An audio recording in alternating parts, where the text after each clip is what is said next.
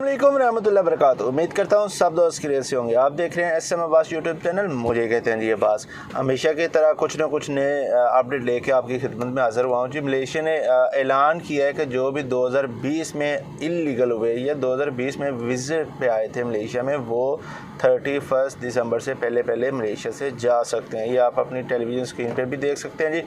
हमने ऑलरेडी इस पे बहुत सी वीडियोस बना चुके हैं, बहुत बार वीडियोस में इस चीज़ का जिक्र कर चुके हैं कि भाई अगर आप 2020 में आए हैं या आप 2019 में आए और 2020 में लीगल हुए तो आपके लिए कोई मसला नहीं, किसी किस्म की कोई परेशानी नहीं, आप जा सकते हैं बिला झिझक। आपको क्या चीज़ की ज़रूरत है? सिर्फ़ और सिर्फ एक टिकट और एक कोरोना टेस्ट। उसके अलावा आपने जब एयरपोर्ट पे जाना है, आपको एक ट्रैवलिंग पास जो पुलिस की तरफ से मौसूल होगा, उस पे आपने एक स्टैंप लगवा लेनी है। ऑनलाइन आप मुझसे भी ले सकते हैं, गूगल से भी डाउनलोड कर सकते हैं, और अगर आप पुलिस स्टेशन में जाएंगे तो आपको वहाँ से भी मिल जाएगा।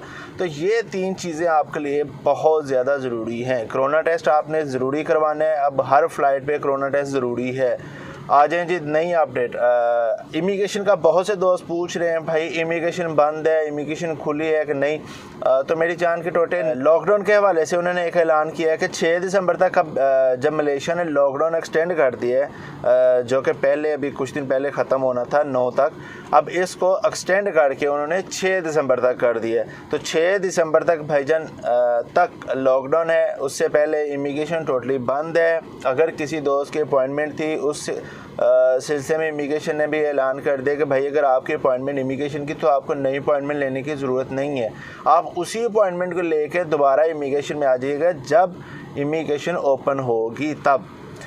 तो लिहाजा वेट कीजिए जब तक इमिग्रेशन बंद है। वो डेट है 6 दिसंबर। अगर लॉकडाउन एक्सटेंड करेंगे तो लाजमी सी बात है उसको भी कंटिन्यू करेंगे जब तक ये एक्सटेंड करते हैं। लेकिन एट दी एंड वही बात भाई, आप अगर 2020 में इलीगल हुए हैं और विजिट पे आए थे तो आप जा सकते हैं। उससे पहले वाले जो थे 2019 में जो इलीगल हुए हैं, चाहे वो 31 दिसंबर 2019 में ही क्यों ना इलीगल हुआ हो, उसके लिए वही बात है भाई, आपने जुर्माना पे करना है। और जो आपका जुर्माना होगा, आपका कंपाउंड होगा, वो आपने खुद जाना है इमिग्रेशन का।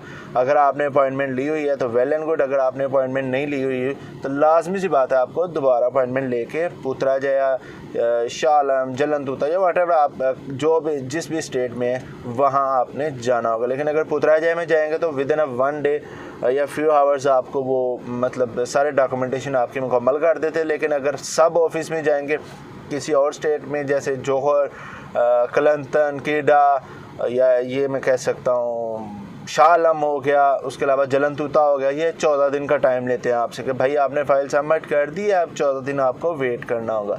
नई कॉलिंग वालों के लिए अभी कोई ऐलान नहीं हुआ भाई।